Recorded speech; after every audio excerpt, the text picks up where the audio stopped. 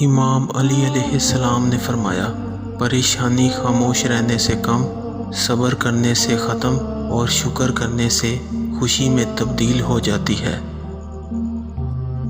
دنیا کی مثال سانپ کی سی ہے کہ چھونے میں نرم اور پیٹ میں زہر۔ مومن کا سب سے اچھا عمل یہ ہے کہ وہ دوسروں کی غلطیوں کو نظر انداز کر دے۔ دو طرح سے چیزیں دیکھنے میں چھوٹی نظر آتی ہیں، ایک دور سے اور دوسری غرور سے۔ عقل جب پختہ ہو جاتی ہے تو باتیں کم ہو جاتی ہیں۔ انسان کی ہر سانس ایک قدم ہے جو اسے موت کی طرف بڑھائے لے جا رہا ہے۔ جس کا رابطہ اللہ کے ساتھ ہو وہ ناکام نہیں ہوتا، ناکام وہ ہوتا ہے جس کی امیدیں دنیا سے وابستہ ہوں۔